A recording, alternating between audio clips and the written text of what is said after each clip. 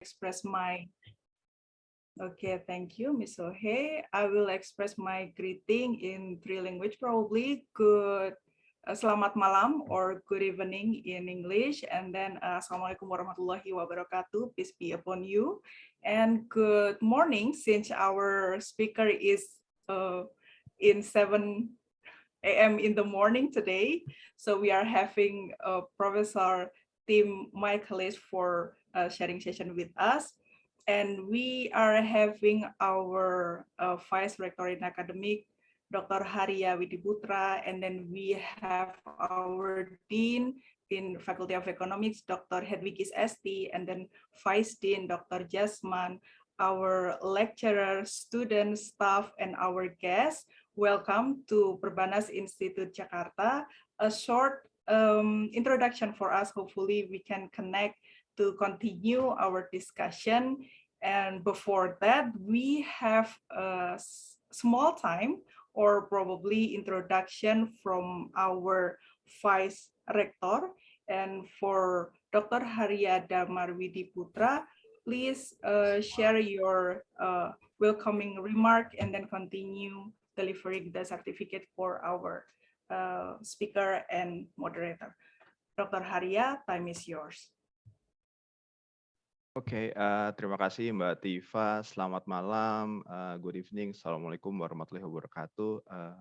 First of all, again, I would like to welcome and thank you, Professor Tim from the Northern Illinois University, United States, for giving his time to give a talk tonight. And it's still very early in the morning in the United States, especially in Illinois, I think. So once again, thank you very much, Professor Tim, for your time. It's been a great honor for us to having you as a speaker in this event.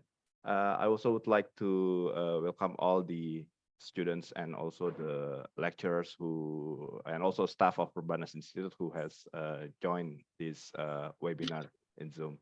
I believe that maybe in general, Professor Tim has already known about Perbanas Institute in Jakarta. We are a university, higher education institution that is based in Jakarta, Indonesia, and we are focused in the area of finance, banking, and informatics. So we currently have two faculties and one school, which is a postgraduate school. And this event is being held by the School of Management, Bachelor of Management, actually.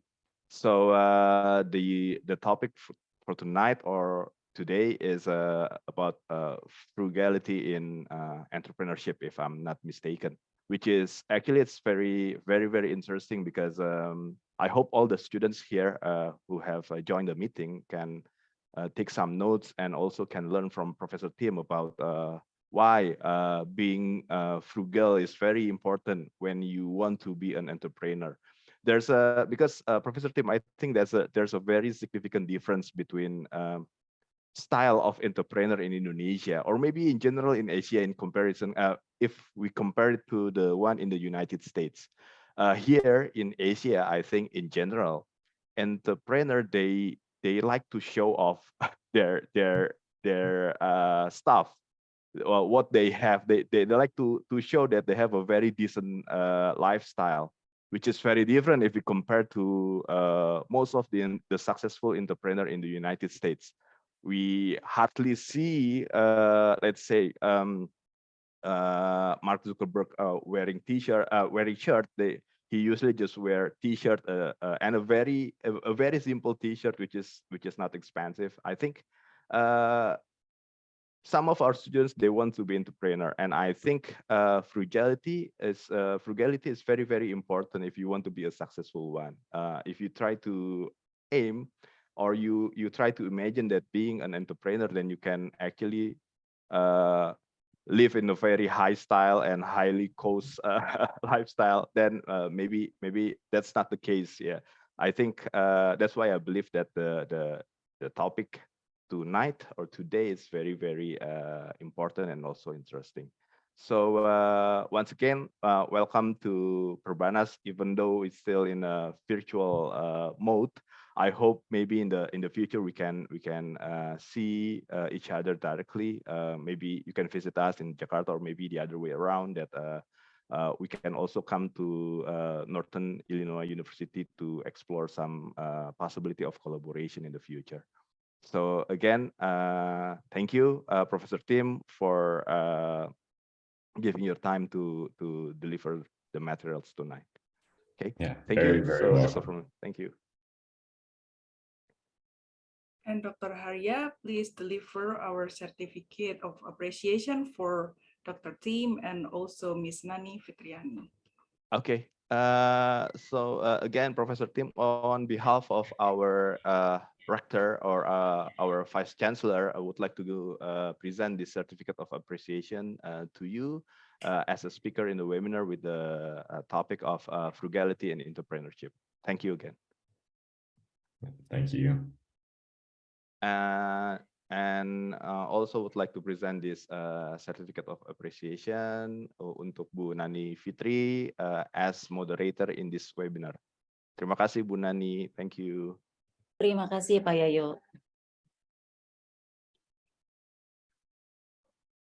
Okay, thank you, Dr. Haria Widiputra, for your introduction, welcoming remarks, and then delivering the certificate of appreciation for our speaker and moderator today. We can continue for the main session, which I believe everyone in here already waiting for our discussion. There are 132 person already, and some people also waiting in the waiting room. So Ms. Sohe, please help me approving our friend that's still in the waiting room, while Ms. Nani today have a discussion with Dr. Tim. Before that, I will introduce that Ms. Nani is a lecturer and deputy of head of management study program in Perbanas Institute. She was having bachelor degree in education from State University of Jakarta, and then Master of Humaniora from University of Indonesia, Master of Management from Perbanas Institute Jakarta. She's also certified educators from Ministry of Education, and I think not so long time ago, she's also certified for digital marketing from National Professional Certification Board. So Ms. Nani, I deliver the microphone to you. Please continue discussion. Thank you, Dr. Tifa. Assalamualaikum warahmatullahi wabarakatuh. Selamat malam. Good evening, everyone from Jakarta. Okay, first I'd like to thank to Dr. Tim for waking up earlier in the morning and being here with us. I know that the process of lobbying Dr. Tim is not easy, ya Bu Tifa, ya, because of his tight schedule. I also would like to thank to Pak Haria as our Vice Rector in Academic Affairs, Ibu Esti, Dr. Hedwigis Esti as the Dean of Faculty Economic and Business, Dr. Jasman as the Vice Dean.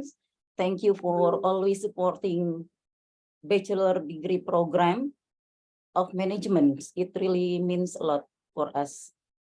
Thank you also for all lecturers and the students and all participants who are joining this evening sharing sessions.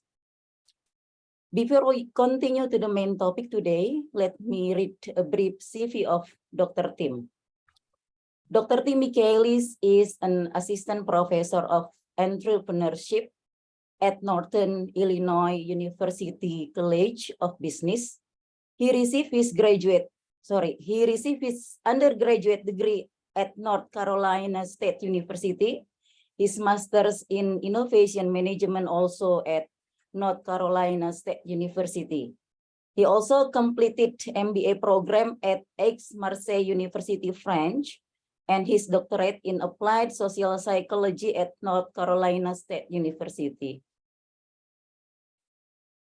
Dr. Tim focuses primarily on developing original research around the topics of resourcefulness and efficient, for example, frugality, that the topic will be discussed this evening, of resources in entrepreneurial ventures. Overall, this work is to help increase the survival rates and performance of startup and corporate spin-offs.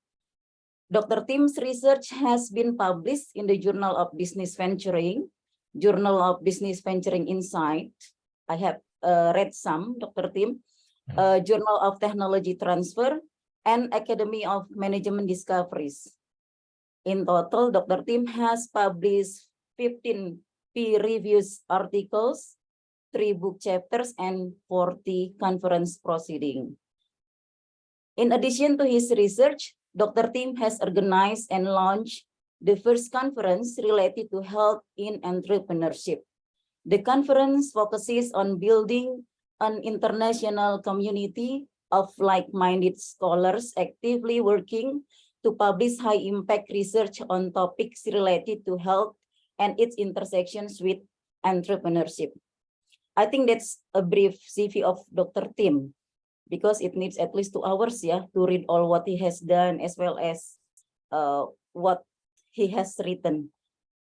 And also I'd like to inform to all participants here that the attendance list will be distributed at the end of the sessions. If you have any question, you may write it in chat room or raise your hand in question and answer sessions. The question and answer session will be after Dr. Tim share his idea on the topic.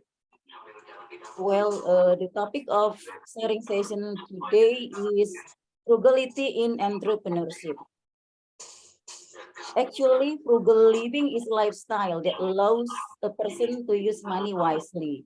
The person usually more emphasis on quality over brand. Frugal living can actually be a solution to a more organized life. A person who wants to live frugally should think about their main goals and how changing their finance can help achieve the goals. Of course, frugal is different to stingy. Living a frugal lifestyle can mean being smart in managing financial conditions. As we know that as the world has been hit by COVID-19 pandemic in the last 3 years, frugal lifestyle become a good alternative, I think, not only for individuals, but also for companies, including our educational institutions to survive. And now we are going to learn from the expert as well as the one who always have experiment on frugal living, about the concept of frugality and its relevance to entrepreneurship. And I'd like to invite Dr. Tim to share his ideas on the topic of frugality in entrepreneurship. Dr. Tim, the time is yours. Awesome.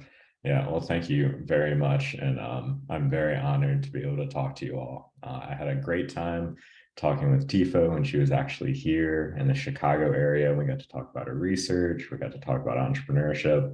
I had not even published all the papers that I'll talk about today when we were talking with each other.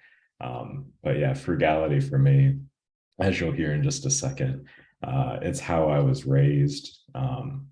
My family basically comes from a big farming family, and frugality was essentially embedded in you from a child. And I thought, while I was doing my PhD, what could I do more interesting than studying myself?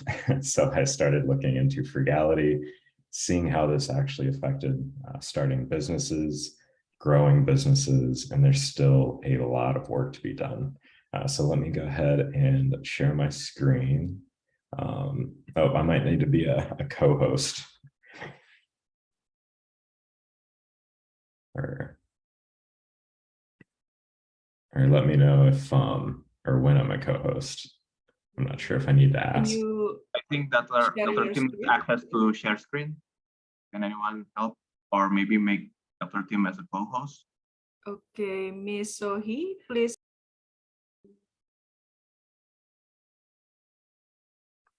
Miss Sohi, can you help add Dr. Tim as co-host so he can share the screen?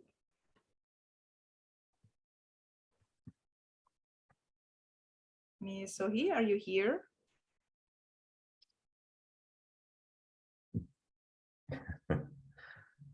Okay. I can email it as well. Let's see. Okay. Well, Dr. Tim, You can share I in have the that chat room. experience, yeah. In high school, you create your own computer, not because not because you don't have money to buy the new one, yeah, but you try to find the frugal way to maximize the resources that you have. So Yeah. can we hear about the story? It is such Oh, an yeah. interesting story. I have a lot of stories. Basically, all starting off from growing up, I was not given any extra money or any extra anything. So I basically have had a job since I was 9 years old. And one of the things in high school that I really was getting into was playing computer games. And if you bought a computer, it was extremely expensive. But if you built it yourself, it was like, 25% of the total cost. So I basically went out, figured out how to do it. My brother helped me a little bit, and we got it built. And I use that computer every single day. But I've done so many other things. My family's done a lot of things just to save a little bit of money, but I'll definitely bring frugality back to it's not about just saving money. It's about planning for the future. So it's about recognizing goals and then trying to align your resources to achieve those goals. And a lot of people just, for whatever reasons, and some I'll talk about today, they just don't think about frugality that way. They don't think about their finances that way. It's always, I want to get a bigger house, or I want to get a bigger car, or I want what somebody else has. It's very difficult to be happy with yourself and to actually think about what you really want in life. And it's a very personal decision. I was thinking, when you're starting a company, that's also a very personal decision. So being frugal must influence it in a certain facet, in a certain way. But yeah, I've done a lot of interesting frugal things. Happy to share more examples. And in terms of, I guess, sharing my presentation, would you like me to email it, or would you like me to, who should I send it to? You can try to reshare it, Okay. Dr. Kim, in the share screen option. Oh, okay. I'll do Yeah. it right now. Okay, perfect. And let me pull the PowerPoint up, make sure everybody can see it. And I'll go ahead and kick it off. Okay. All right, so how does that look for everybody? It's shown the small screen. Yeah, it is not maximized yet. Oh, maybe I need to, let me show my desktop instead. Here, I'll stop sharing. And I will do desktop 2. Sorry, I've got a couple of screens. Does that one Yes. look better? Good. Yeah. All right. Well, again, sincerely, thanks for having me here this morning. Anytime I get to talk about my research, I'm pretty happy. So hopefully you guys will all be as well. This is Northern Illinois University. This is where Tifa came to visit me. My building is very far in the back. We have a pretty wide and broad campus. We're kind of right about, if you flew into Chicago and you drove about an hour west, you would hit our campus. We're a school of about 15 or 16,000 students. And in the College of Business, we have multiple degree programs, but we'd be more than happy to host anybody that would like to come and visit. So today, I'll talk to you about a few different things. The main topic is really broadly about resourcefulness. How are entrepreneurs resourceful? And what I focus on specifically in my research is this concept of frugality. So today you'll hear about a couple of different papers. So specifically, it's kind of a presentation that's somewhat academic and somewhat practitioner oriented. So I've got 5 publications that I'll talk about today. that I've finished, and one that I'm kind of working on still, just to tell you what I'm doing currently. So at the very top, I've got a book chapter out on frugality in organizations. It's something that I could write to get more of the detail that you can't quite fit in an academic paper. The next two are published in the Journal of Business Venturing. And this was really introducing the concept of frugality and defining the concept of frugality into entrepreneurship. So both of these papers start to look at socio-cognitive theory and start to expand upon that to see how frugality itself as a trait, how that links to specific behaviors that entrepreneurs actually engage in more often than other people. During the pandemic, I got a kind of call from a bunch of different colleagues that were doing what's known as rapid response research. So as you know, during the COVID-19 pandemic, a lot of small businesses struggled. A lot of businesses shut down. It was a huge resource constraint issue. So I was able to work on this paper on revising entrepreneurial action in response to the COVID-19 pandemic. And this gives you a slight overview of how you could apply frugality during times of crisis and what frugal entrepreneurs might do during times of crisis. The last one that I'm actually pretty excited about is another paper I'm working on, an extension to this one, which is Metacognition and Entrepreneurial Action. And this is looking at this idea of a strategic mindset. So frugal people think a lot about what they're about to buy. If you're going to buy a resource, if you're going to buy a new car or a van or a building for your business, you're going to expend a lot of mental effort and a lot of physical effort to make sure you've got the right resource. So this takes an idea of metacognition, and it assumes that the action that you'd see from a frugal entrepreneur would come out of this metacognition.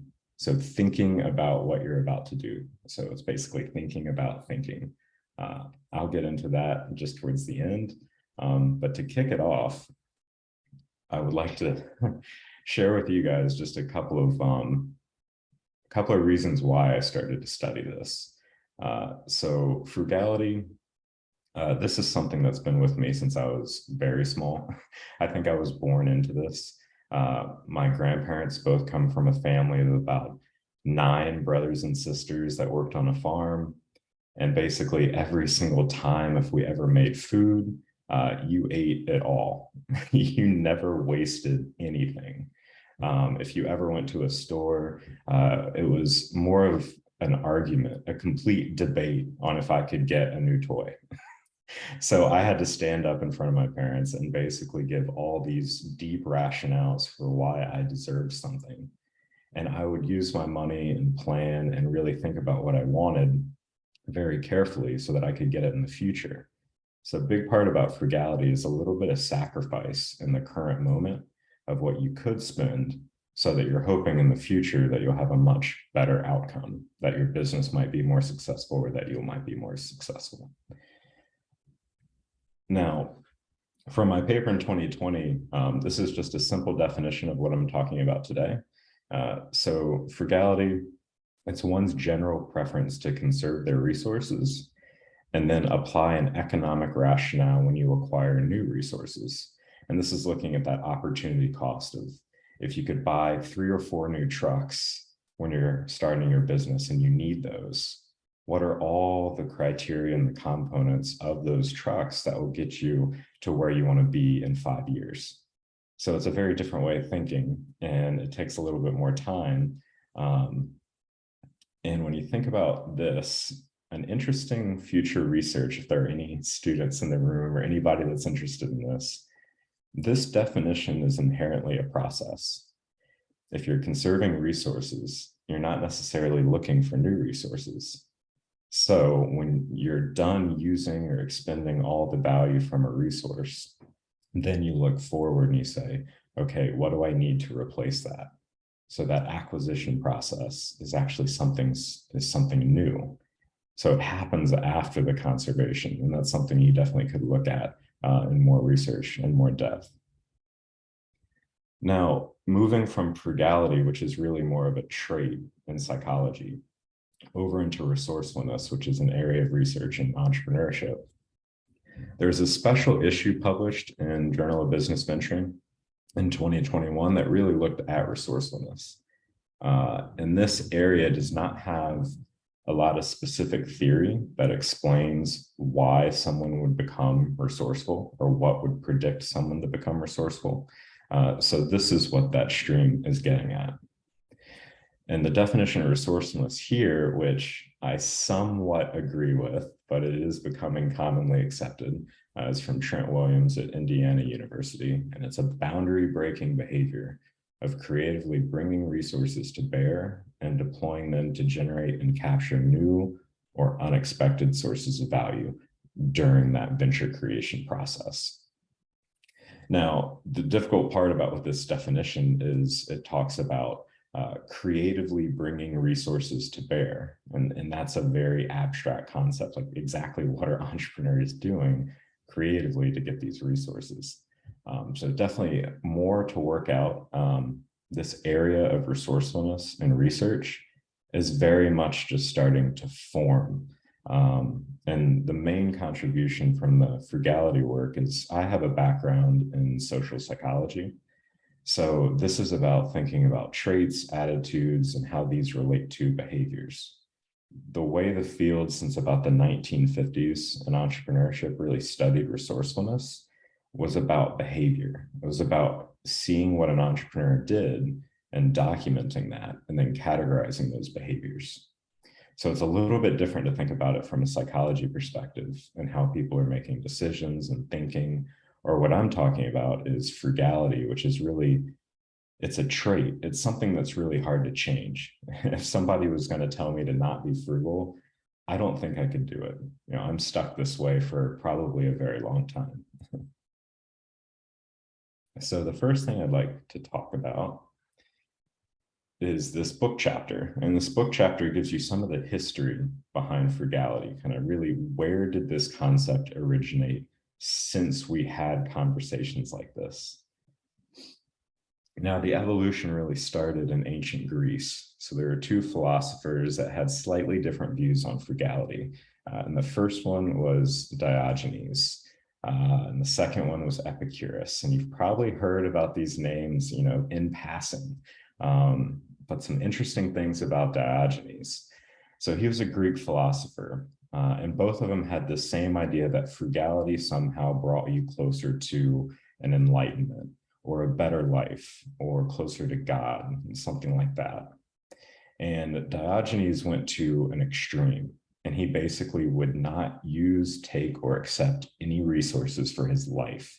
So he basically lived as homeless his entire life, maybe had a rag or no clothing at all as he wandered the streets, and he would yell at other philosophers for their indulgences and how they would live their life.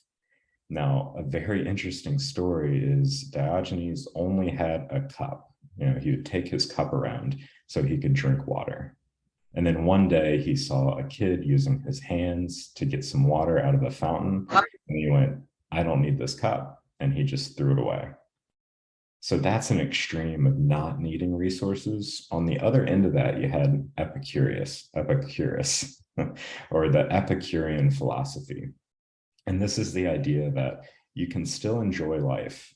You can buy things, but you just have to moderate yourself. So small, moderate meals with friends and family. It's more about the social connection that brings you happiness in life, that hedonic well-being.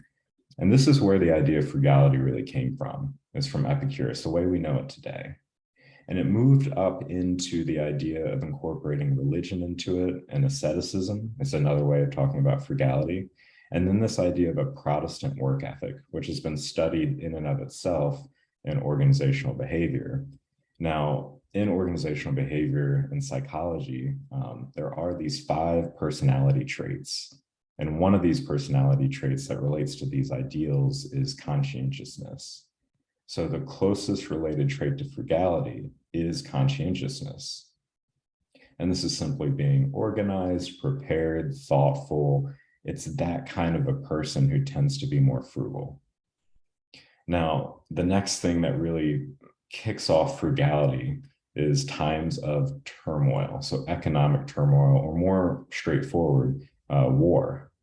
So throughout the history books in all countries, when a war hits, the whole country has to band together and basically figure out a way to use their resources more efficiently.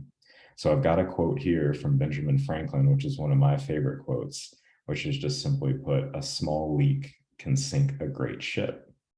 So if you are not great with using money and you're just bleeding a little bit of it from time to time, it can have a huge and substantial impact, not just on your own personal finances, but your business, a large business, or an entire country. Now, the modern age moving forward, and then where frugality became more of a scientific topic for discussion, was really out of this idea of economic asceticism. So it's taking religion out of the conversation and thinking about how an entrepreneur or how an individual makes decisions with their resources. One of the first papers that I really liked that got me looking at this topic in more detail, it comes from psychology, and it's from this one guy, Lastovica, in 1999. And I think he's at Arizona State University or University of Arizona. And his paper is The Lifestyle of the Tight and Frugal, Theory and Measurement. And this is a great paper if you're interested in the topic, because it goes through different fields and how these different fields view frugality and where frugality came from. So I thought it would be kind of interesting for you guys to all see, when I was going through my dissertation and diving really deep into frugality, you'll find a lot of these posters, and these posters were used as marketing propaganda to get the public to kind of come together and conserve their resources, because everything needed to go towards the war effort, whatever you could do to win the war. So you can see save your cans, and they have the cans set up as ammunition into the gun, which is kind of interesting. Buy war bonds was a big thing. So convincing people to use their resources to invest back in their country. In the bottom right-hand corner, you have them saving. So if you're cooking bacon or steak or some kind of meat, you would literally save the fat for the explosives in a can, and you could dump that off in a certain location in your city or town. So there's a lot of behaviors that really originate out of times of economic turmoil or war that are related to being frugal. All right. Now, moving on into the research side of frugality. So in about the 1990s to the 2000s, we started to research frugality more structurally. I mean, really dig into it. So it started really in consumer behavior. And the joke here is that a lot of companies could not figure out why these frugal consumers were not buying all their new products. So they commissioned a lot of studies to try to figure out, why are some people not buying the same amounts of new things as other consumers? Because these companies, I mean, these really big companies could not figure out what was going on. They needed revenue. And frugal people, you know, me included, I'm very careful about what I spend my money on. I want to make sure everything I buy lasts its entire life, or that I get to use it forever until it breaks. And then hopefully I can fix it myself. Now, the profile of the consumer in this paper, which is literally called The Etiology of the Frugal Consumer, I mean, you can see this. It's if you're a frugal person, you're going to be less materialistic. You're not as conscious about your status. You're going to be less involved with brands. You don't really care what brand you're buying. So if you go to the store, you don't care if it's this certain type of cereal or chips or drinks. You just want something that tastes good. You want something that makes you happy. You're more independent, so you make decisions on your own. You're less likely to be influenced by other people. You have an environmental or social bias when it comes to reducing waste. And this is very interesting, because I get a lot of people talking to me about frugality that think it's some kind of a social green movement, that being frugal is about being social or about being a social entrepreneur. And that's not why frugal people do this. Frugal people do this to create wealth or to achieve their goals. It's not necessarily, it's like a happy accident that they're being socially responsible. It's not necessarily their core mission, drive, or value to do that. Frugal people are better at demonstrating self-control. And the one interesting thing here is you can influence a frugal person from their close friends or their close family. And I've got a fun story for that. So when I was buying my first car ever, I put in, months of research to make sure I made the best decision. I got the car that I would like the most, one that I could use for the next 20 years.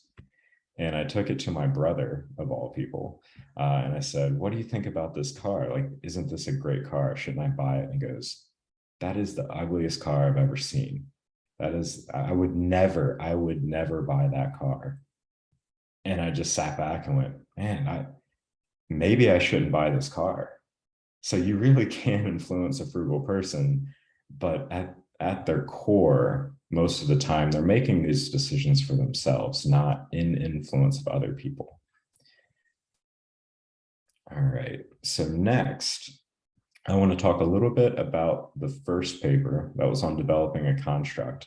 So if you would like to read this paper, and I will give the caveat, if anyone needs a copy of any of these papers, just email me and I can send it right to you. I can also send it to you via ResearchGate, which is just a way that we share our research. This paper from 2020 was really about two things for me. This was about trying to embed frugality in this idea of self-regulation theory and social psychology, and try to put a theory to explain resourceful behavior of frugal entrepreneurs. The next thing I really wanted to do with this paper was to create a construct. So I needed to measure this in some way so that I could see how it related to other things that entrepreneurs do, other behaviors that entrepreneurs do. So the measure itself is pretty straightforward, and this definitely could be improved upon if anybody's interested.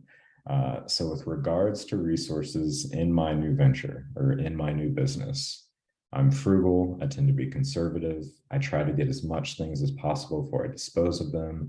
If you can reuse something you already have, there's no sense in buying something new. I make economical and rational choices when shopping or purchasing things, and I try to avoid more in paying for something than it's worth.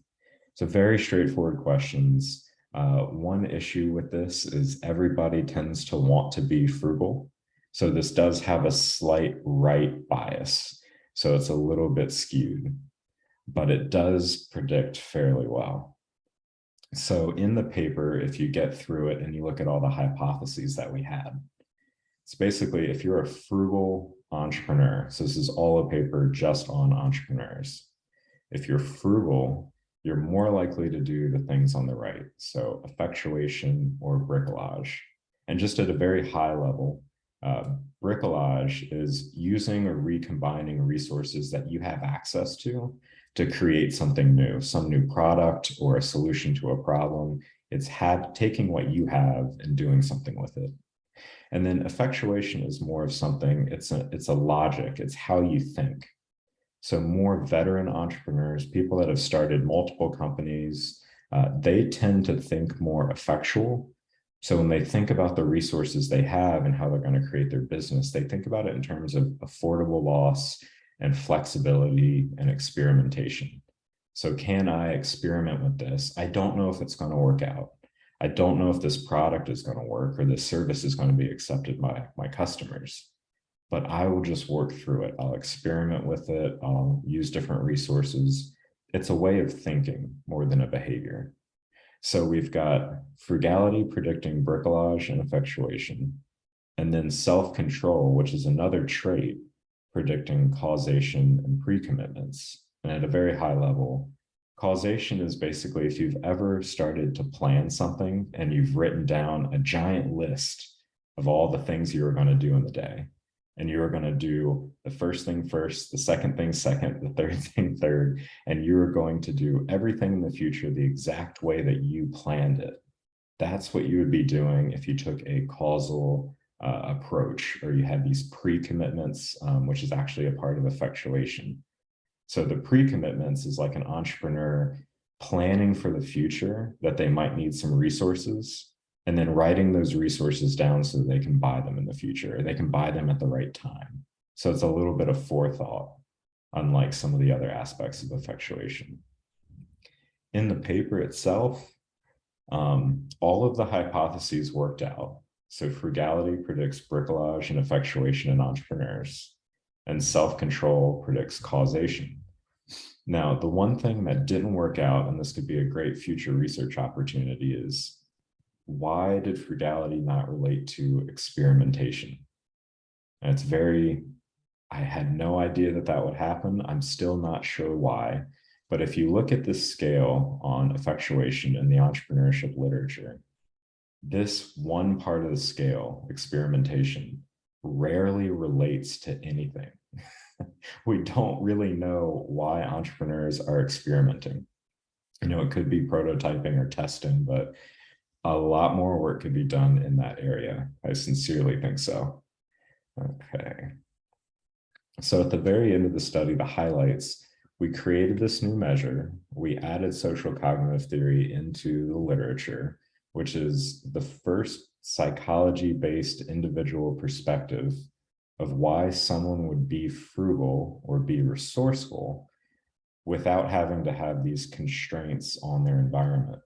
Now, this is a point I just want to emphasize again, that if you're frugal, it doesn't necessarily mean, or if you had a lot of resources and you would still be frugal in managing an excess amount of resources, the same way that if you had no resources, you would still behave frugally with those resources. So it's not necessarily the resource constraint argument when you're starting a business, like you don't have access to resources, therefore you have to be frugal. So when we did that paper on the COVID-19 pandemic and we talked to entrepreneurs who were trying to make it through the pandemic, the ones who were frugal before the pandemic, they didn't really feel that stressed out because they were always frugal. This was just normal to them. Now, this happened too. So during the Great Depression in 1920s in the United States, basically the entire stock market collapsed. But if you look at all of the people that weren't invested in the stock market, like my family who were farmers, it didn't affect them. That huge economic turmoil and that crisis did not affect them because they're used to being frugal. Their whole life is about being frugal. So when the bad times came, it was a little tough, but it didn't really sway them too much from their goals. So this is the first paper, generally what came about from that first paper. Now, the second one is a theoretical extension. So the first paper used sociocognitive theory of self-regulation from Albert Bandura. And this was basically you comparing yourself to your environment, to all other people, all other factors, and seeing if something's different. So if you're not as successful as somebody else that's starting a company, you will work to bring yourself more in line with that ideal of success. And we think that's what frugal people are doing, is they're using this trait of frugality to figure out how are they going to use resources to bring themselves in line with the way they want to be or the way they want to be in the future. The extension here is on incorporating agency in a few different ways into this idea of frugality and resourcefulness to try to explain it in a more precise way. So I know this is a lot of text. I'm really good at putting text on slides. When you look at Albert Bandura's theory and you look at agency, our paper was about incorporating personal, collective, and proxy agency into entrepreneurship. So this is a psychological view of how people are motivated to act and why they do things. So if you look at personal agency, it's the entrepreneur, I'm going to do it all myself. I don't want any help. I want to do everything in my new business just by myself. I don't trust anybody else. The next one is collective agency, which is typically, I would like to work with others. I would like help. I would like a team. I would like a partner. You might work with your competitors as well to start to build something. And then last but not least, we have proxy agency, which is a new paper I'm working on right now. but it's basically entrepreneurs saying, I will get someone else to do it for me, and then I'm not going to pay them back. So again, proxy agency is literally asking for other people's resources, their time, their effort, their money, using that for your own business and then not paying them back, which is a very interesting thing in entrepreneurship, because I know people that do that. I know people that will ask for things and then not return the favor or not give you back whatever is owed. So it's a very interesting way that we use to categorize resourceful behavior. And we did this in the idea of bootstrapping. So there's a lot of papers in entrepreneurship on resource bootstrapping. And this is things that you do individually to kind of finance your venture. That's all bootstrapping is. So it could be sharing resources or equipment with other firms. Anything you can do to save a little bit of money. The other thing we did is we kind of showed that frugal entrepreneurs typically exert this personal agency. So if you're frugal, you really like to do everything by yourself. Or you're really focused on doing things alone. Yang belum silakan segera dikumpulkan. Is someone excited? All right, I'm going to go quickly through this one. You're more than welcome. If anybody would like this paper, you can contact me. In the paper, we start to categorize these resourceful behaviors by theory. And looking into this, I'll kind of bring it forward, but you have self-reliant resourcefulness and joint resourcefulness. And all we do here is just categorize some of the other papers in the literature that look at different ways that entrepreneurs use their resources to achieve their goals. So we've got direct personal agency with bricolage, effectuation, customer-related bootstrapping, and internal self-financing. Then you have collective agency, this idea, this new theory to explain why people co-opt resources or exchange favors, share resources with other firms, which is joint resource utilization or temporary resource bootstrapping. And if you need any of those measures, you can click and find those different papers. So I'm showing this other table that we had in the paper. One hard thing about frugality is really understanding why an entrepreneur is frugal. So when we talk to them, we literally just ask them in your own words, why are you frugal? Or why are you doing these things with resources? So when we asked him about the purpose of being frugal, this was one quote that stood out. And he said, the deeper purpose for being frugal might be protection or self-preservation. I thought that was very interesting, that people are protecting or preserving themselves. Next is this preference for engaging in resourceful behavior on your own. And they said, I think a frugal person, when they think about being resourceful, they think about doing it all themselves, just all alone. So it's that personal agency component. And then last is they tend to avoid working with others. So frugal entrepreneurs may be less open to collaboration because they're afraid that others will take away their resources or to maybe harm their resources or not use them as well as they could. So I thought this was interesting. I mean, this is really just the tip of the iceberg. There's not a lot of research on frugality and actually asking entrepreneurs why they're using resources this way. So it's definitely a future research opportunity. I'm just gonna go to the next paper and I'll show it here. I don't want to talk too much about it because I already have just a little bit. So this was that paper looking at entrepreneurship during the pandemic. And specifically, there's a section in this paper where I talk about what a frugal entrepreneur or how to use frugality during times of crisis, during economic turmoil to kind of overcome resource constraints and resource limitations. So I don't have enough time, I don't think, to talk about all these papers in detail, but it is here if you do need it. The last paper I really wanted to talk to you guys about is this one that we published in 2021. And it's looking at metacognition to try to explain what's going on in a frugal person or a frugal entrepreneur's head. How are they thinking about their resources? And if you've ever done this at the store, I don't know if you've ever been, buying breakfast cereal, or you've had that conversation in your head of, do I really need to buy this? Could I get through the next week without buying this? Or if I bought this now, would it make me not buy something else in the future? If you've ever had those conversations with yourself in your own head, you're engaging in metacognition. You're thinking about what you might do to yourself.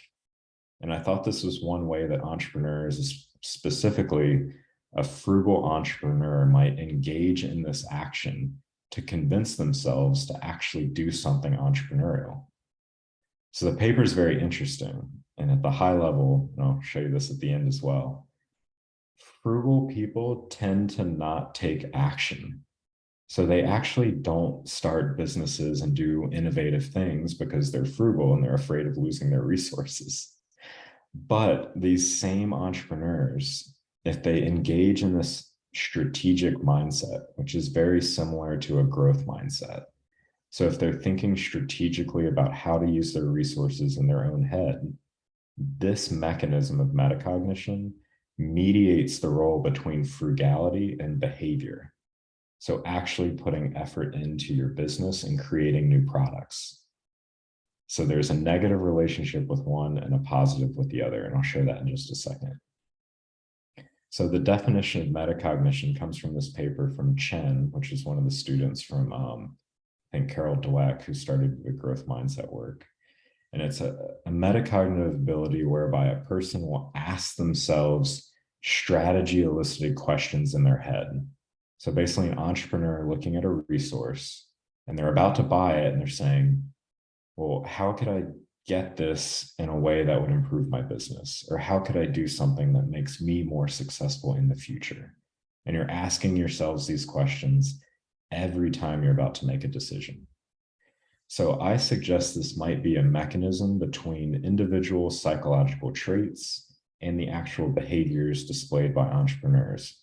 The more or less you do this metacognition, the more or less you'll actually engage in certain behaviors. Right. So the highlights of the study are pretty straightforward, and I'll show you the actual model in just one slide. But it basically is the first paper that brings this idea of strategic mindset into entrepreneurship. So growth mindset has been brought in. There's only 2 papers on growth mindset, and this is the first one on strategic mindset. It highlights the downside of frugality. So basically, frugal entrepreneurs are not always going to exert effort in creating new products and services. It's actually quite the opposite. They'll exert less effort because they're a little worried about the uncertainty of using those resources to get value. So frugality is negatively directly related to effort and innovative behavior. So if you're frugal, you're going to do less effort and less innovative behavior, which is kind of scary because I think people should be frugal. So I was trying to figure out what's the mechanism. So strategic mindset, on the other hand, is positively related to those same behaviors. So when we put this together in a mediation model and we parse out what's going on, basically what we get is this. So if you are frugal, and you have this metacognitive mindset eliciting these strategic questions in your head about resources, you engage in this strategic mindset at a higher level. So there's a positive relationship between you being frugal and you having a strategic mindset. And then with that higher strategic mindset, if you elicit those questions, you're more likely to exert more effort when you're starting your company and engage in more innovative behavior, which is creating new products and services. On the other hand, if you're not engaging in that strategic mindset, you can think of it as like a light switch. If you turn off your strategic mindset and you're frugal, you're probably going to actually expend less effort on your new business and you're going to do less innovative things. So it's a very interesting tweak there. That's the last part of the model. So those 5 papers are already out and published. And there's one new paper that I'm working on, which is more theoretical. And it's basically how entrepreneurs get more from less. And I'm really interested in this idea of proxy agency that I talked to you all about. I've seen people do this. Well, they will try to start their company and they will convince other people to come work for them for nothing. Or they will convince an organization to give them money for nothing in return, or advice, or mentorship, or time. There's something about entrepreneurs, I think, that when they want to start a really big, successful company, they have to be really good at soliciting favors and help from others without giving the same amount of resources back in return. Otherwise, they would never have enough time in the day to actually get all their work done. So this paper originates from a paper from Albert Bandura in 2001, if you are interested in looking at it, and it's on agency in the sociocognitive theory of self-regulation. All right. I'm going to hop forward and I just want to quickly do the conclusions across these 5 papers because that's a lot of different information to get through. So basically, we've got these papers and I've got one extra at the bottom. The first one, that book chapter, if anyone's interested in reading the book chapter, it really shows you that frugality has a very deep-rooted history in predicting human behavior. And this has been around since ancient Greece. It's been around in all different types of wars and economic turmoil. This concept, it may be new to entrepreneurship, but it's been around for thousands of years to explain why humans behave the way they do. The next paper is looking at individual psychological traits like frugality and showing how they predict resourceful behavior in entrepreneurs. So it's not just that the environment forces you to be resourceful. Just because you don't have resources, you have to be resourceful. It can also be from a childhood trait. It can be from something you've learned when you're a kid. The one paper in 2022, so this is on human agency. So when we talked about personal, collective, and proxy agency, it's trying to be more specific and more precise with understanding why a frugal entrepreneur would engage in resourceful behavior or other behavior. It doesn't have to be resourceful. There could be other dependent variables. The fourth paper on the COVID-19 pandemic with frugality, this one was really about how you could use frugality to be a competitive advantage during times of economic crisis, or how this trait of an individual during a time of economic crisis could get you through that more successfully. Last but not least, the one we just talked about, frugality is related to action through this idea of a strategic mindset. So if you are interested in reading about mindset and specifically strategic mindset, I recommend looking at that Chen et al. Article in 2020. So it's in the National Academy of Sciences. They do a few experiments and they validate the measure in strategic mindset so that you can actually use that in your own research. And it works pretty well. It holds together fairly well. So across those 5 papers, this is what we had. We're still working on this one in the bottom. I just wasn't going to talk about it today. I've got a lot of other work in the pipeline, but these have been done. And this gives you a good introduction to frugality and entrepreneurship, and also resourcefulness, and kind of the main part where I think theory in the field are with understanding why an entrepreneur is being resourceful is now we're just starting to be able to say, we can look at psychological antecedents to understand why these decisions are being made. It just doesn't have to be looking at the behavior that an entrepreneur exhibits and then trying to use that behavior to predict outcomes like performance. There's more going on than just observing the behavior of the entrepreneur. At least that's the way I think about it. All right, let's hop forward. If you are an academic or maybe a future academic and you're interested in digging into this idea of resourcefulness, I've used different theory to explain frugality. The two that are probably at the top that will be used more often are going to be sociocognitive theory of self-regulation and agency theory. So these two theories are what I use to study this phenomena. Now there's also implicit theory or growth mindset. And this is simply the idea that the way you are, the traits that make up your personality, if you apply this growth mindset that you can change your behavior, you can change yourself, just thinking that can actually help you do it, as opposed to taking a fixed mindset. And there's a lot of experimental evidence to suggest that just thinking you're able to do something if you're competent in it and changing your trait can actually give you better outcomes. This is like thinking you're better at math, like you can learn to be better at math, therefore that you'll put in and expend more effort in studying and you might actually get higher scores. The last one down here at the bottom, strategic mindset and this metacognitive model. This comes from Mike Haney from 2010. He's out of Syracuse University. And he has a paper on metacognition and entrepreneurship. And he provides a model of metacognition that you can use to test your own work. Last but not least, I've had trouble with this, but there is a theory out there on conservation of resources.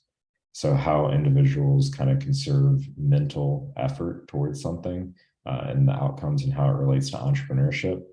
I have not had much success with using this in the publication process, but it is something that exists that I wanted to let you all know about. So what's next? One of the last things, I think if you are interested in doing this type of research, that it really does allow scholars and management scholars kind of a new way to understand why people are resourceful. So you could look into human cognition, decision-making, personality, other personality traits related to frugality. You could look into positive and negative affect, emotion, well-being. Identity is very popular. There's research streams on passion or passionate entrepreneurs that might relate very closely and very uniquely with frugality. And last but not least, ethical considerations of being frugal, which is kind of scary if you think about it, that frugal people might be willing to kind of not pay others back or use more resources without actually engaging in reciprocity. These are all just ideas for the future.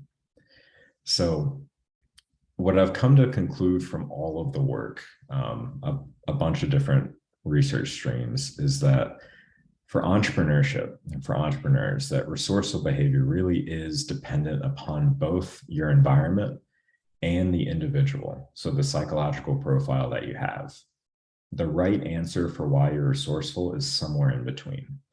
So it's not just one or the other. And I think we need to research both of them at the same time to get an accurate representation of really why an entrepreneur is doing resourceful things like bricolage or effectuation or bootstrapping. So future directions, and this will be kind of the last slide. Basically, I think more discussion is needed around kind of the negative effects of resourceful behavior. One research stream, and you heard this at the very beginning, I started a conference in Chicago to look at the health of the entrepreneur. And this got me interested because I'm working on a paper right now that shows entrepreneurs starting a business will sacrifice their health. So they will not go to the doctor. They will share their medications with their friends and family. They'll do a lot of interesting things and literally sacrificing their health. And I think we need to look at more of these negative effects of being resourceful. So I don't think resourcefulness is always going to be a positive thing for an entrepreneur. It could actually cause them some serious harm. And it could also cause their family, their friends, serious harm as well. New topics and things to think about. So I've just got a few lists, a few things here. I'll leave this for anybody that is interested in the research side. And if you are, please let me know if you have any thoughts or questions. You're always welcome to email me or do a Zoom call, something like that. But that's basically it for my conversation today on resourcefulness. I definitely want to say Thank you all again for having me. I'm very honored that you reached out, and I'm very happy that I got to spend my morning and your evening with you all. So thanks again for taking the time to listen to me. Thank you, Dr. Tim. Yeah, that's such a great, insightful explanations about frugality. We have 2 questions in chat room. Okay. Okay, or is there anybody who wants to ask directly to Dr. Tim? Okay, let's see. The first questions, I think this is from the students. If we keep old stuff and keep using it for a long time, I'm considered as poor. This is the typical of Southeast Asian household. It's challenging to break this stereotype. Any insight for this phenomena, Dr. Tim? On a practical level, it's a very interesting question. I haven't looked at what frugality looks like between cultures. So I think across countries, the way we think about a frugal person definitely changes. You know, some countries see this as a very resilient person. Some countries might stereotype this person to be poor. And if you're starting a new business, the way you look does matter. So when you signal success or when you signal things like that, I understand that you can get more resources by looking like a bigger, more legitimate and established business. So this is the difficult part with being frugal. And I think there's a lot of research you could do on stereotypes specifically. If you're going to be frugal, you might have to hide some of the components. And the best advice I can give you here is on the personal finance side. So if you have a business with multiple people, or if you're doing something personally in your own home, your family, the instant that your frugality starts to harm someone else or make someone else unhappy or sad or whatever, that's when you've crossed the line from being frugal into being cheap. And there is a big stigma and stereotype against being cheap, same way with being frugal. But I would say, try not to think too much about other people and the way they view you. Because if you acted like everybody else in the world and being frugal, or not being frugal, most people do not have a lot of wealth. And it's usually the people that are not frugal or not good at managing their wealth. So keep that idea in the back of your head. If you acted like everybody else and let those stereotypes really get to you, you would be like everybody else. You wouldn't have a lot of resources. You would just be asking other people for resources. Yeah, thanks for the question. Okay, so this is the way we look. That's matter, yeah. I mean that not all the people have enough resource to fulfill their needs. So being frugal doesn't mean that cheap. Yeah. And then for the next questions, the news lately warned us about the upcoming recessions. Do you think that frugal living style will be beneficial economically for entrepreneurs?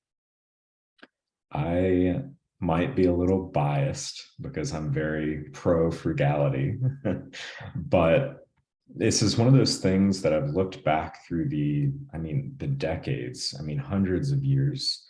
And you see times of economic crisis usually pop up about every 7 to 10 years. We've had recessions consistently throughout history. I think being frugal is one way to stay quite resilient against the negative effects that you'd experience individually or as a business owner. So if I was going to answer that question, it would be unequivocally yes. Now, it does take time to really be good at being frugal. And one of the hardest parts about being frugal and working with resources is you don't always know if the thing you're going to buy or the time or effort that you expend on something is going to pay you back. So over time, you have to kind of figure out what are the indicators from other people. You have to take some risks in actually investing your money, hoping that it's going to work out for the future. So I'd say don't tie yourself too tight to not spending your money. a frugal person is willing to take risks. They're just taking more planned risks. So hopefully that works and answers the question. Okay, Dr. Tim, this is also related to my question actually, based on your research to entrepreneurs, yeah.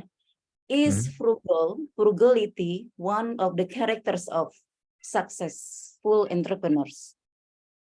So I personally don't know if it leads to success, but I do know that it leads to effectual behavior and bricolage behavior that has been tied to success, both on corporate entrepreneurship ventures, so entrepreneurship inside of larger companies, and also success in entrepreneurship. So if I take two different papers and try to stream them together, I would say that there is a path from frugality to success that is more often going to work than if you're not frugal. It's just one of those things where getting reliable data from new companies on success and their cash flow, it's extremely difficult to know if they're being honest or not. But it's one thing that a future study should look directly at these behaviors and the success outcomes or the survival outcomes. Like if you're an entrepreneur and you're frugal, I would assume that you could last longer than another business that's in your same industry. So you might last 5 years with the same amount of resources as compared to somebody that lasts 1 or 2 years. Yeah, thank you. Thank you, Dr. Tim. The next question, it is quite a long question from Joshua. Thank you for fascinating lecture, Mr. Tim. I want to ask you, is there any difference between the frugality for the entrepreneur and employee? I mean, from the ability to deal with risk, realizing that there is no certainty for your amount of income each month. Other constraint may be the age and status. It is getting more complicated in the term of controlling your spending. And also maybe professor, to give another point of view, there exists the research paper to predict the customer behavior with many kinds of algorithm behavior with come from our neighbor discipline. For example, econometrics, machine learning, neural network, etc. Their goal is to find out causal inference based on their own interests. I think Susan Alday and Victor did some interesting work in this area. Also, not sure how is this method had been penetrated in the private sector in US, such as Amazon, Facebook. But I'm pretty sure that they already doing it since they hired many computer science and economics, PhD graduate in the last decade. Okay, so comparing to what happened in the US, can you then give insight to us what happened in the companies such as Amazon, Facebook? Still muted.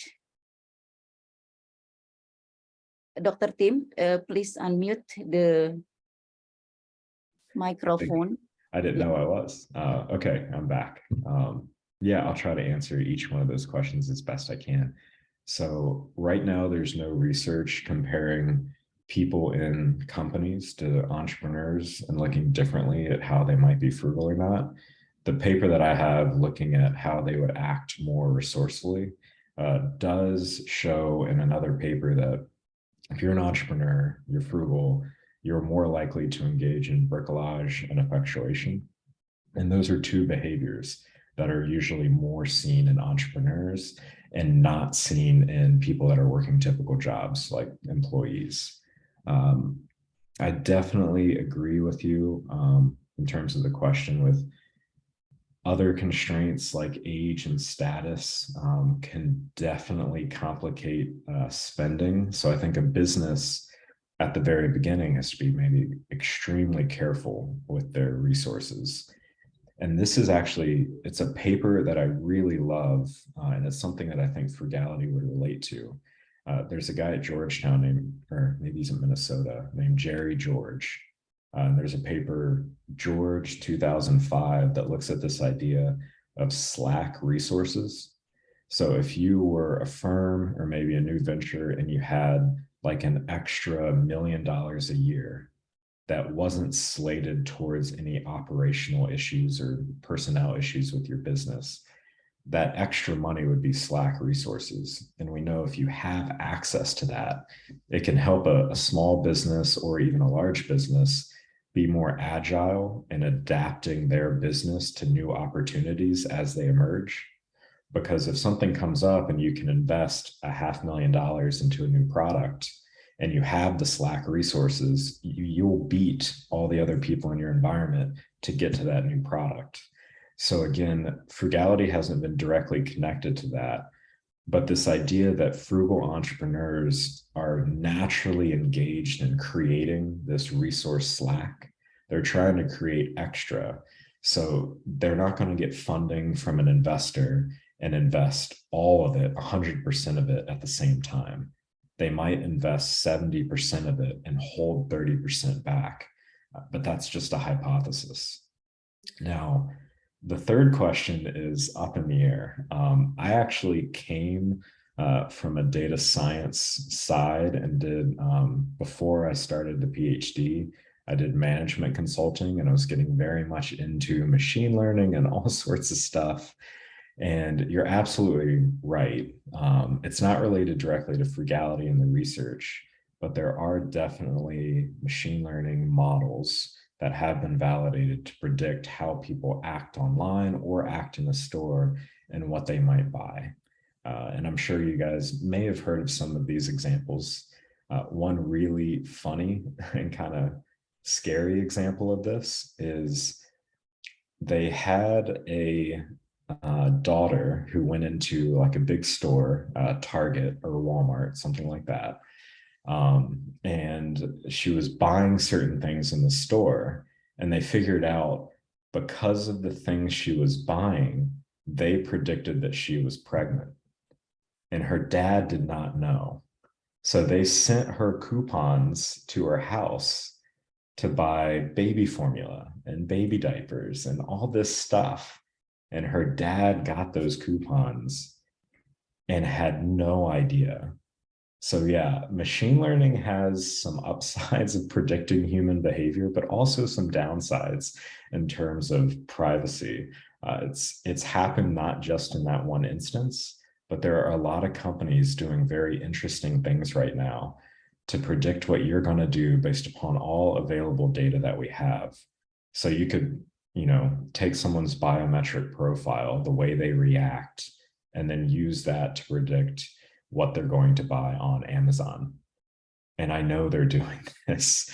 I have a friend of mine that works at Amazon, and they're very interested in this kind of thing. So they're trying to take every possible bit of data that can be generated and clean it in a way that they can use it to predict things like sales or things like your behavior in purchasing products. So you're 100% spot on.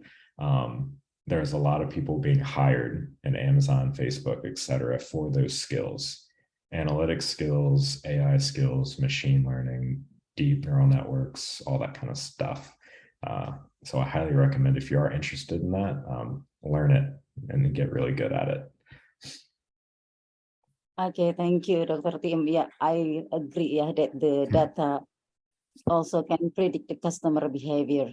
Yeah. Let's go on to the next questions from Ibu Heni. She is asking about preventive actions in facing the economic crisis. Okay, to change the employees' mindset in saving operational costs. Yeah, this is, it's sad to think about. I mean, every economic indicator is suggesting that the next year, globally, will be a recession. Which means there's going to be less resources invested for companies to invest in. So if you're an employee at a company, you really should be thinking about the security of your job, and things that managers, things that companies are probably going to have to do right now. if you look at cash flow statements and you look at what you can do month to month, and you get less cash coming in from investments, which would be bonds, stocks, and things like that, when you're looking at those big companies, they're probably going to start laying off employees or downsizing. So something that kind of relates to frugality is what I assumed would happen in the COVID-19 pandemic for entrepreneurs, is that frugal entrepreneurs would really cut all the products they were prototyping and working on, except for just the handful of products that were creating revenue. And then you'd focus more intently on the few products that were generating revenue, just so you could stay afloat for the next year, the next 2 years, and generate some cash reserves. So it is sad to think about, but generally the most, well, in one opinion, is the most expensive thing that an entrepreneur or a company can pay for is a human to do a job. You know, labor costs are extremely high, and sad to say, they're sometimes the easiest to go first relative to other things. It's hard to save more money quickly than that. But yeah, it's definitely something that will continue to happen throughout probably the next year, maybe the next 2 years. Okay, thank you. And then the next questions, do you think frugal entrepreneurs, employee and individuals to the contributions on sustainability still a relevant research topic? I'm planning to do case study on this. Yeah, okay. You're absolutely right. I think, like I said in the talk, frugal consumption, like the way you would buy something at a store if you were frugal or described yourself as such, you're not necessarily buying products because of a social component to them because you're frugal. However, it is kind of a spin-off. It's like an externality. It's a happy accident. So I think there's definitely something connecting frugality to social entrepreneurship. It's just one of the things, I don't know exactly what's driving it. You know, is the frugal person motivated by, you know, a pro-social motivation or something like that? Or are they motivated from environmental degradation, people, diversity issues? You don't know if that causes someone to be more frugal or not. So that would be a very interesting research question to kind of figure out. Is it the sustainability, the social aspect of entrepreneurship that pushes people to be more resourceful or more frugal with their resources? Or is it the other way, where frugal people are naturally more resourceful and it tends to look like they're more engaged in sustainable action because they naturally conserve resources? So it's like it's a chicken and the egg kind of argument. You don't know which one comes first, but it's a great research topic and you should definitely continue it because there is no research on sustainability and frugality that I know of. I've read a few papers in the review process that have been on that topic, but you have to untangle the theory before you can claim that frugal people would be more sustainable, or that if you were sustainable, you would become more frugal. That's unknown, but yeah, great topic. Okay, so there are still many aspects that can be learned, yeah, that can be explored from frugality and sustainability. Is there any other questions from participants? Dr. Tim, if we are talking about frugality, I think it's more to resource that we have. We say that we get more from less, okay, but I think in the term of other aspect, let's say energy, we also have to spend more energy. We also have to spend more time. Let's say when you were in senior high school, you create a computer that you need. Okay. Then I think you spend more time to create it. And also, you spend more energy to create it. How do you think about it? Yeah, that was a very interesting point. And thinking about when you buy a new resource, yeah, you could spend months making this computer And then if you would have just bought it and spent a little bit more money, then maybe you could have gotten more enjoyment for those 3 months that you were building the computer. So this is why in the definition of frugality, I added that opportunity cost comparison that's happening in someone's head. So you're thinking about the time and the effort putting in to get the resource at a cheaper objective value. And you're trying to weigh to yourself in your head and self-regulate, well, if I put in months of work to teach myself how to make, buy, and build a computer, is it worth it to me in the long run to do that versus just going out to the store and immediately buying a computer?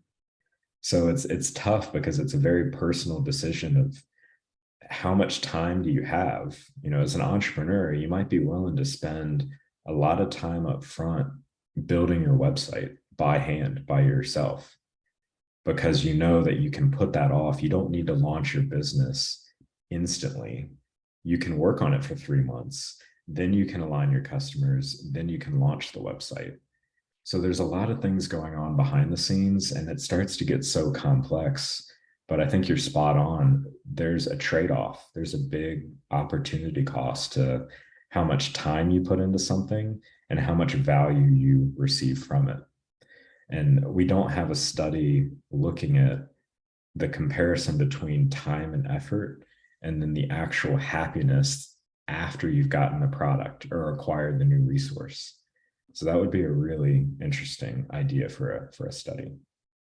Yes, because I just cannot imagine to create computer without knowledge of computer. Yeah, that should span a great effort as well as a great long time. Yeah. Anyway, Exactly. how long you spent at the time? It probably took me just about a month. A month. I just had to plan it, buy all the parts, get them all in. It took probably a few days just to make sure I got all the parts and built it correctly and that it booted up. And it just took some time at the beginning. There's a lot of resources online. And I think this is another interesting aspect of frugality. If you want something bad enough, and if you've ever talked to an entrepreneur that didn't have resources, they will go to extreme lengths to figure out how to do it or how to get that resource. So, like I always tell my students, if you want to start a company, you can learn so much from just like YouTube. If you just go to YouTube, there's someone on there that started a company and to solve problems that you could use free, teach yourself, and then create your company. It's amazing. So this idea of searching or scanning the environment for resources or new resourceful behaviors, I haven't looked into it, but I think people that are frugal are putting in a lot of time and effort into research. So I think they might actually enjoy it. They might like doing that, where some people might not like doing that. Yeah, it is really interesting. Just remind me to some persons that create big things from simple things like job Steve from the garage. Yeah. Yeah. Okay. Next, Pak Septo, please. You have question? Yeah, thank you very much. Wait a minute. Thank you very much, Ibu Nani. Dr. Tim, I would like to ask you based on the lecture that you had given to us, and then I haven't read all of your papers. Sorry. Okay.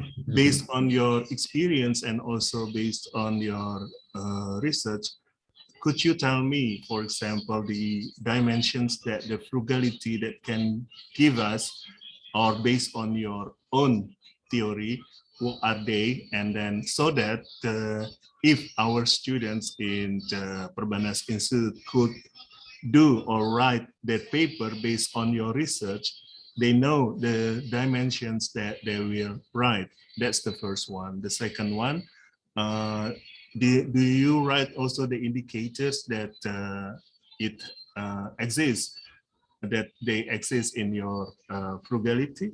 Thank you very much.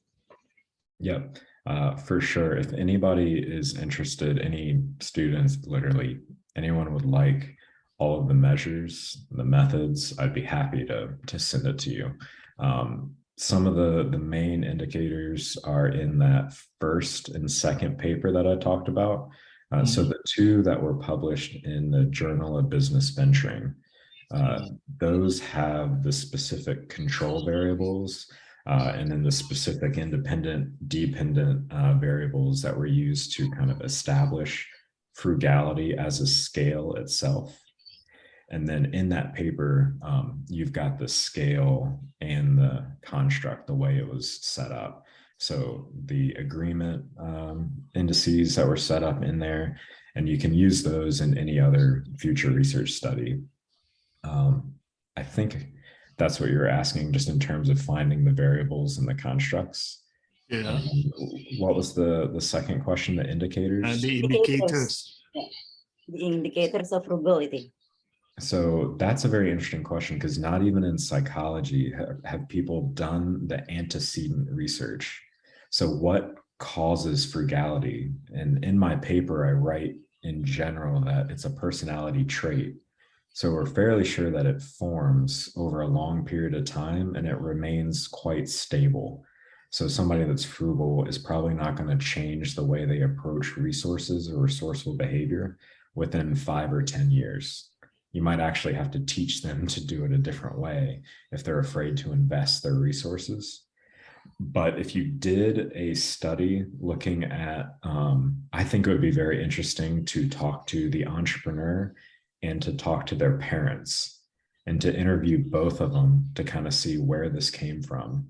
Or if the parents were very frugal and you could document certain aspects of how they were raised, how they grew up, and the environment they were in, you might be able to tease apart why they became more or less frugal. In addition to that historical perspective, what I would do is look at how people reward themselves when they make a good decision. So if you were frugal and it worked and you were able to buy a resource for less than you would have alternatively, and it gave you a lot of value like 3 to 6 months later, and then you rewarded yourself and affirmed that because you were frugal, your business was more successful. And I think that keeps somebody acting the same way for a long period of time.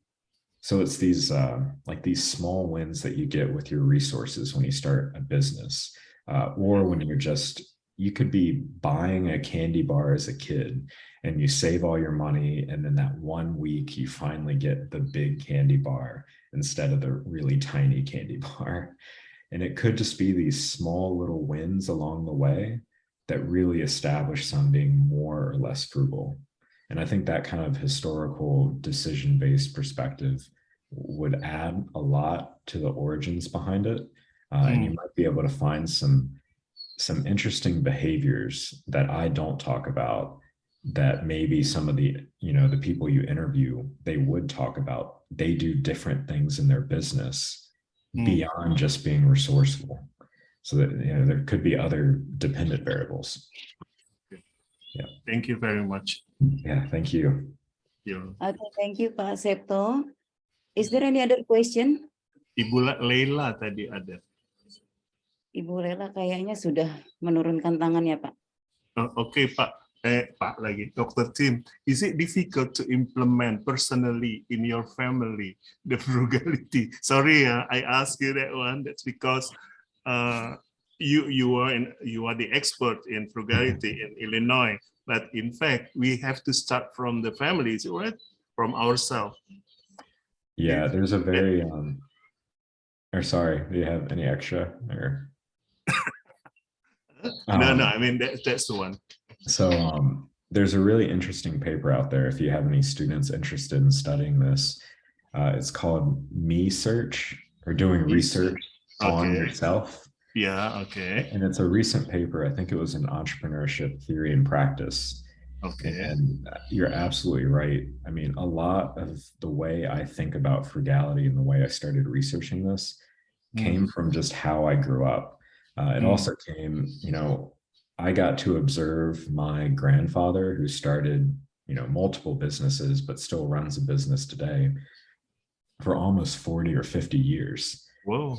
And I got to sit next to him. And every single time I had breakfast with him, we were talking about using resources or saving money or just, Okay. I mean, it's like I've been conditioned to do this research for 30 years.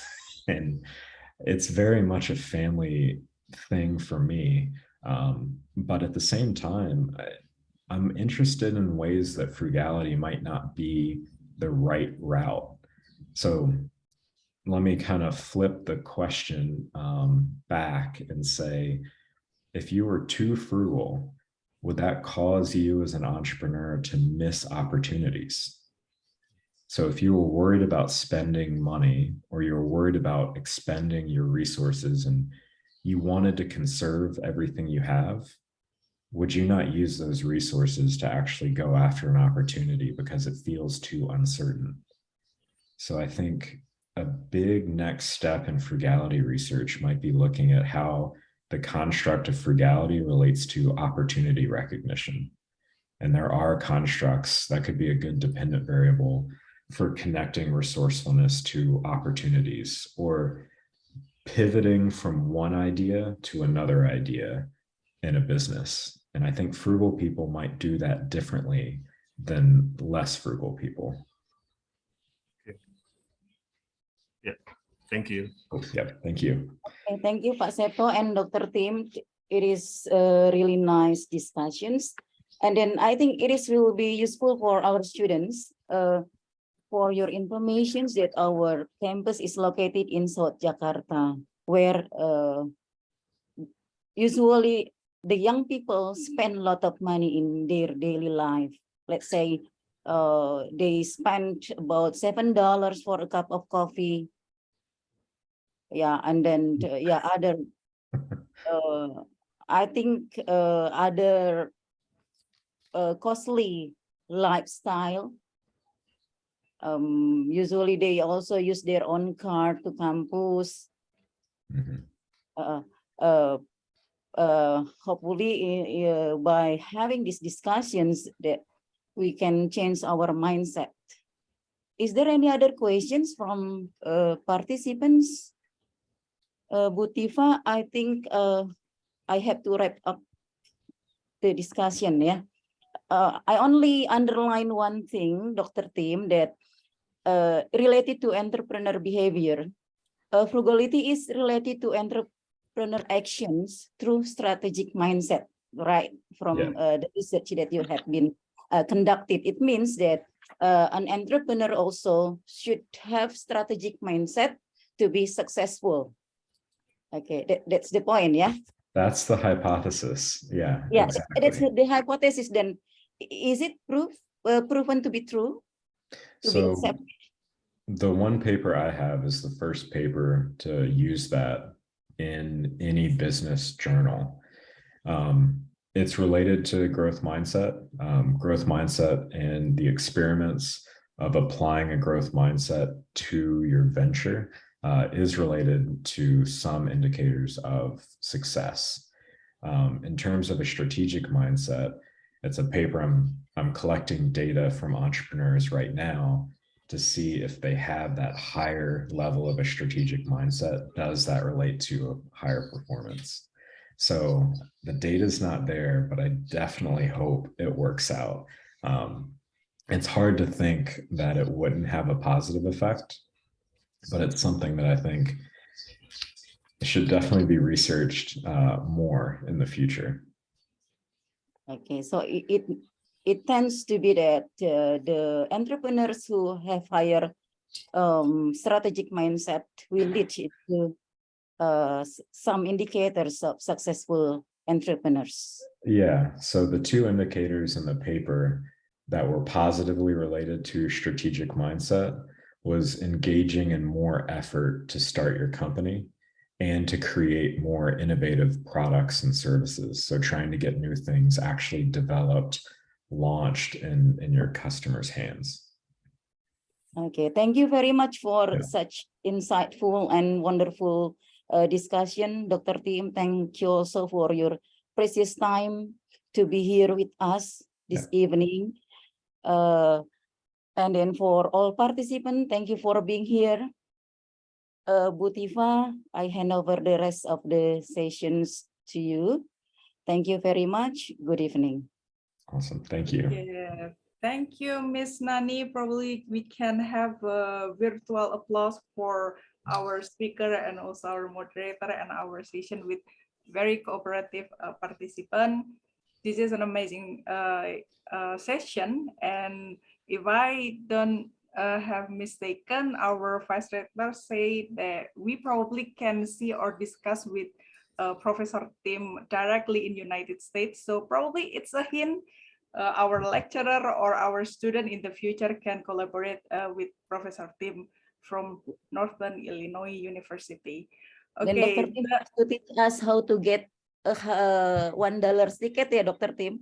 Correct. Yeah, of course. Yeah. To New Zealand. Yeah, no problem. Thank you very much. Okay, so everyone, the attendance list is already in the chat room. Appreciate for the session. And again, the recap of today will be uploaded in the our website, perbanas.id. And then I think we can continue with photo session. And I will call everyone that available here to turn on your camera, and we have virtual photo session with our speaker. Dr. Tim Michaelis, please stay for a while, take picture with everyone. Yeah.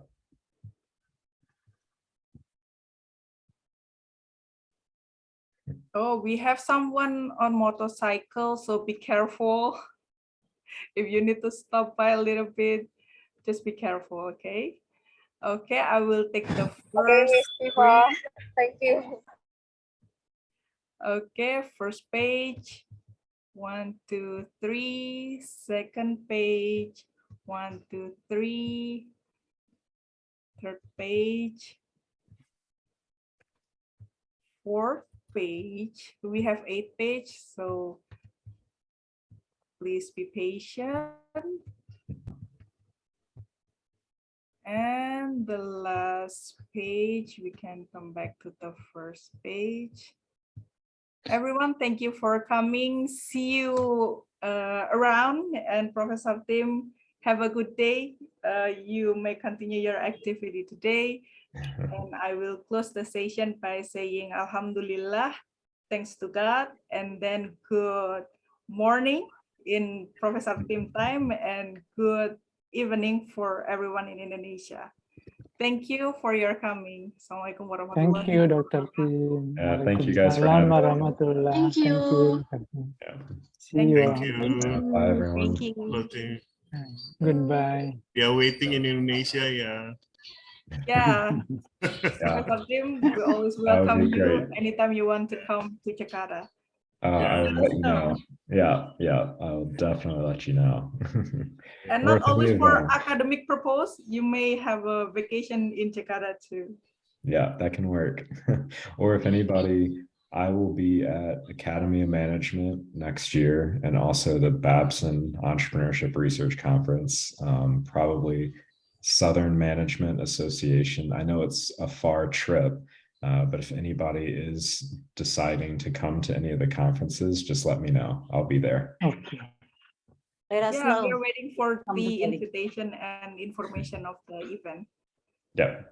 So very much. Thanks again, and have a great day. It was really nice talking to you all. Okay. Thank you. Okay, have Thank a great you, Dr. day. Tim. Stay Bye. safe. Bye. Terima luck. kasih Bapak Thank Ibu, you. Bye, everyone. Bu Tifa. teman-teman di Thank you, admin. Nani. Mr. Tim, Putifa, Miss Nani. Terima kasih. Nani. Kasih. Have a good night.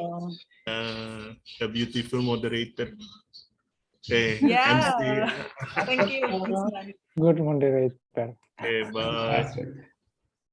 Yeah. Goodbye, Mr. All right. Septa. See you guys. Goodbye. Very nice to be here. I'll see you next time. Thank you, Bye. Profesor. Thank you. Baik, Bapak Ibu, terima kasih atas kehadirannya. Kak Sohi atau teman-teman di admin boleh close Zoom-nya. Assalamualaikum warahmatullahi wabarakatuh. Waalaikumsalam. Waalaikumsalam warahmatullahi wabarakatuh.